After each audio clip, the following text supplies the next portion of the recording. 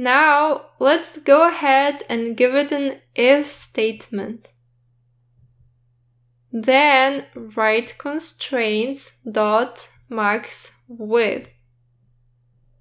This will give us the width of the device. And it means that only if the width is greater than 800, which generally suggests that the device is web, we will return the landing page web. Else it would generally mean it's mobile, so we can just write else return landing page mobile here. Pretty simple, isn't it? Just like this, we are able to create specific widget sizes for a lot of devices. But remember, you don't have to spend too much time on it. For example, Google doesn't really give different UI layouts for every single phone. Take me, for example. I have a Poco phone, and whenever I use Google search, the text of the widgets overflow. So basically, what I am trying to say is that your widgets may have some minor UI bugs in certain devices, which is okay. We don't necessarily have to over-perfect everything. Even Google doesn't do it. And now, every time we get this suggestion of writing a cons and all, we might have to add it for each and every file, which will really be a bummer. So there is a trick. First, make sure you won't forget about this comment. Ignore prefer cons constructors, as we will be using it later on. Then, head over to a file called analysisyaml. Here, we can set rules for Flutter, like when to inform us and when not to inform us about a problem or a suggestion. So, under the rules, let's write prefer cons declarations.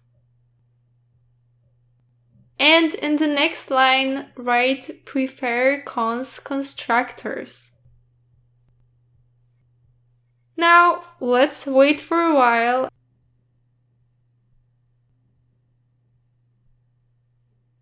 And finally, this curly underline will go away automatically. If it still hasn't disappeared, just restart the Android Studio.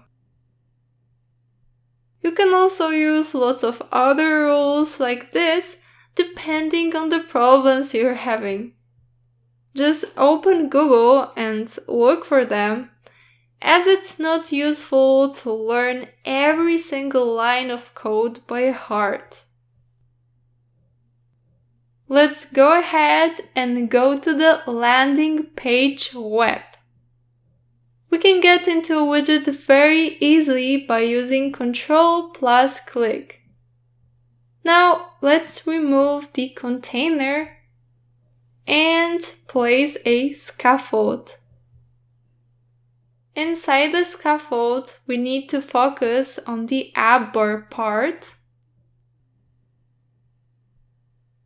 I'm gonna set the background color as white.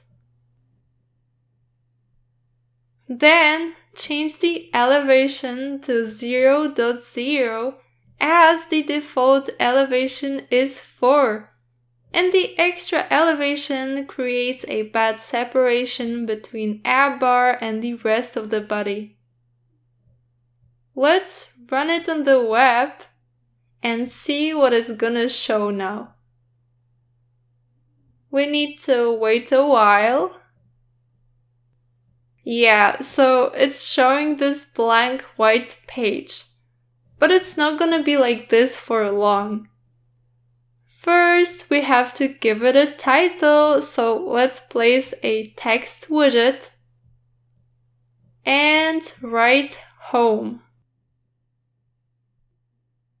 since we are going to modify the widget of the title property a lot more, it would be best to move the widget from the title property and call it from the components file.